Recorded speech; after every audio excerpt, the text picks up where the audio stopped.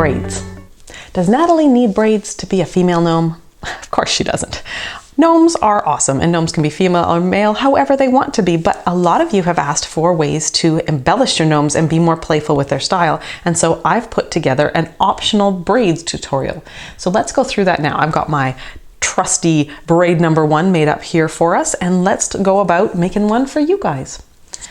Now, my gnome is bigger than yours will be, well, most of you, because I have used DK weight yarn. So Natalie is quite large. So what I have done is I have gotten a picture frame with a super adorable watercolor that my daughter did for Christmas one year. And it is roughly the same size as the height of Natalie. So no matter what yarn size you are using, what you're looking to do is create wraps of yarn that are about the size of your body. So I recommend using a book or a picture frame. So pinch the end here at the top, wrap around 9 times, and make sure your wraps are not tight. Your yarn will snap back the moment we cut it. So just rather than grabbing the yarn and moving it, just kind of like let it flow through your fingers, all right? Just let it flow through. All right, so that's 9. I'm gonna clip it up top here. And now before I pop this off of the frame, all right, so you wanna cut some yarn fairly long so that we've got lots to use for attaching the beard later. And not on the end where we have the 2 ends, the end we started with and the end that we cut. So not on this end, but on the other one. You're just gonna go through underneath all 9 of those wraps and just tie a knot. Okay, so pop these off. So now I've got the ties up here at the top, and I've got the rest of these hanging down. I am going to make sure that I'm at the other side, exactly halfway, and I'm going to cut them. Okay, now we need some way of securing these, so I am going to grab a mug, a trusty mug, and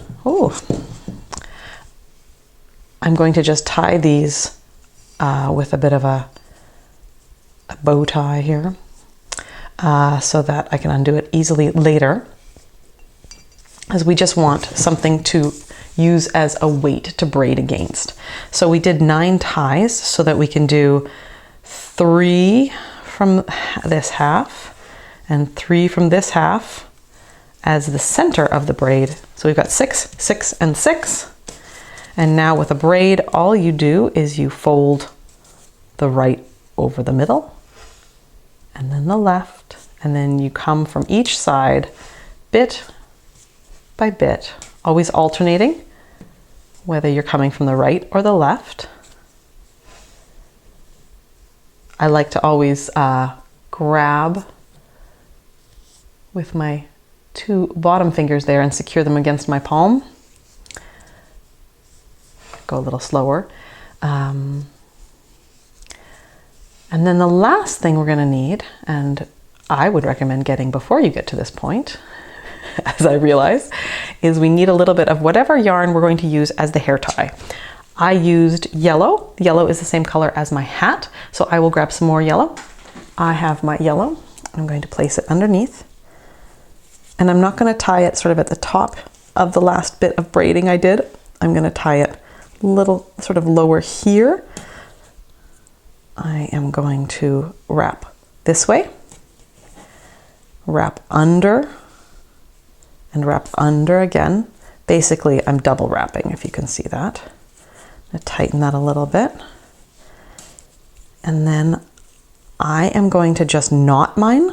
I think it looks a little bit like a bow when it's just knotted and trimmed like this. If you want a bow, you may obviously tie one if you want, but as I said, I'm gonna do it this way, partly so that you don't have to sit here and watch me struggle to get a perfectly lined up knot. I've got my little thingies, my little bits. Now you may notice that this side is considerably trimmer than this side, and that's because when I was all done, what I did is I went and I just tidied up a little bit so that things are a little tidier. I'm going to attach them sort of the same way I did the arms, if you watched that video, I am going to thread this one through. And I'm going to go right here, not exactly beside where the arms were, but sort of one stitch over, and I'm going to go right snug up to the hat, not doing this stitch, but this very tip top one on the body. I'm going to go through there. Then I'm going to put the other end on my yarn needle. And I'm going to go under that exact same stitch, but from the opposite direction, like that. And now I've got these two ends, and I'm actually going to tie another knot. Once, twice, depending on how you want this to look. You could take this and sort of, well, I'll show you what you can do. If you think that this looks too skinny, you've got a couple options. One is to soak or spritz the hat a little bit and get that roll relaxing over. Another thing you can do is thread one end back onto your yarn needle and go and snag a loop or two and just bring them up and kind of almost sew them up and into the hat like that. And I'll do that on the other side. So I thread the yarn through the needle. I go over here and I grab, let's say, 2 strands.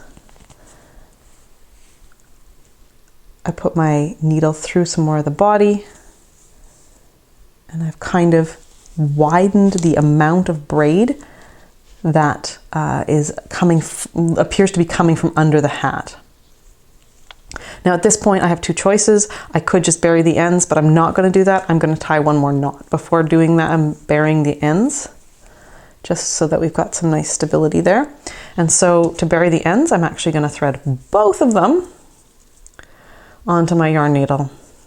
I'm going to go through the braids. I'm going to come through, I'm going to come up. It doesn't really matter where I come up. I just want to travel far enough that the ends will be sort of longish. So I've traveled through. I'm going to pull fairly tight, not super tight, but just for the little tension. I'm going to snip right up close, and you can see even already I haven't even touched it, and those ends are already starting to disappear, and as soon as I touch the fabric at all, they just pop right back. So that's how you make the braid, and that's how you attach the braid. I hope you enjoy this extra way to play with your gnomes, and that you continue to have oodles and oodles of fun. Happy gnoming!